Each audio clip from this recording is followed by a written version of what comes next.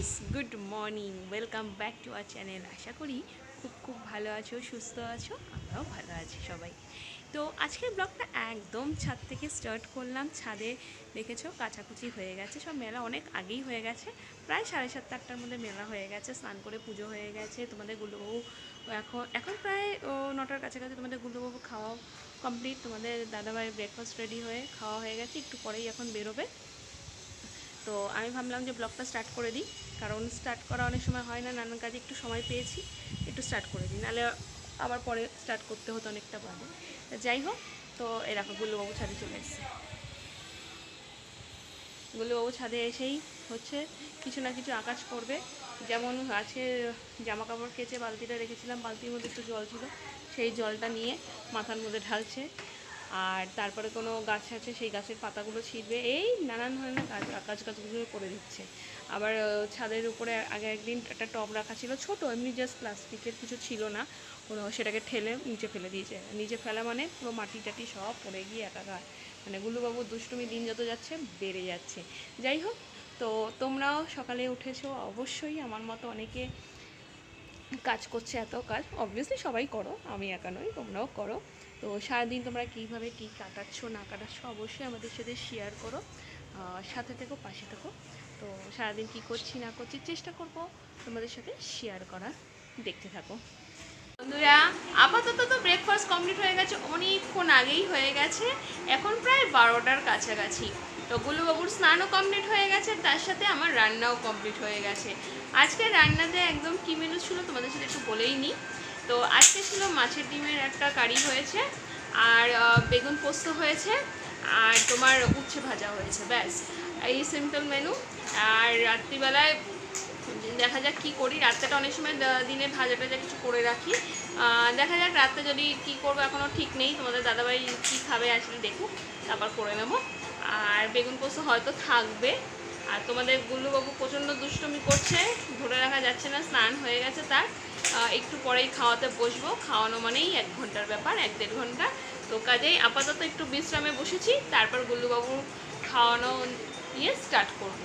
তোমাদের দাদাভাই তো অনেকক্ষণ আগেই চলে গেছে অফিসে, তো এখন আমি একটু বসেছি, তারপরে খাওয়ানো দাওয়ানো কমপ্লিট করে তারপরে নিজের কাজ যেগুলো বাকি আছে ওগুলো করব। অনেক কিছু আয়রন বাকি আছে, সেই আয়রনগুলো করা হয়নি, সেগুলো করব।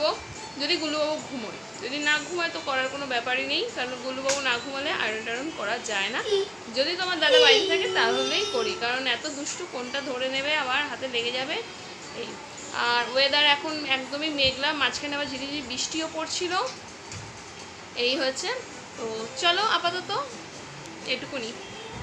Good evening friends. অতিরিক্ত ব্যস্ততার কারণে সকাল থেকে কেউই ব্লগে আসতে পারেনি, তাছাড়া তোমাদের দিদি চলে এসেছে। আর জায়গাটা কোথায় সেটা তো বুঝতেই পারছো, অফিস, সবার পরিচিত জায়গা।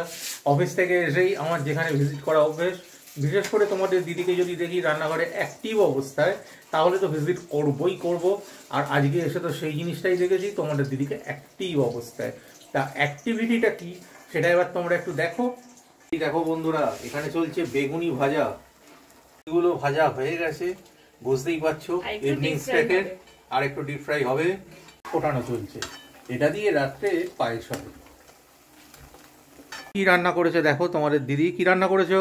আর এই দেখো দেখো ছানা ভাজা, এই দেখো তরকারি, ছানার তরকারি, এটা একটা, আর তার সাথে পরোটা করে রাখা রয়েছে। বাহ, আজকে সন্ধে এবং রাত্রির ব্যবস্থা জমজমাট, কি বলো? একদম।